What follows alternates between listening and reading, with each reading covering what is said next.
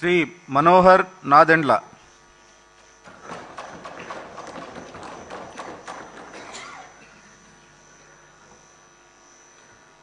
నాదెండ్ల మనోహర్ నేను శాసనసభ సభ్యునిగా ఎన్నికైనందున శాసనం ద్వారా నిర్మితమైన భారత రాజ్యాంగం పట్ల నిజమైన విశ్వాసం, విధేయత చూపుతానని, భారతదేశ సార్వభౌమాధికారాన్ని, సమగ్రతను కాపాడుతానని, నేను స్వీకరించబోయే కర్తవ్యాన్ని శ్రద్ధాశక్తులతో నిర్వహిస్తానని దైవ సాక్షిగా ప్రమాణం చేస్తున్నాను.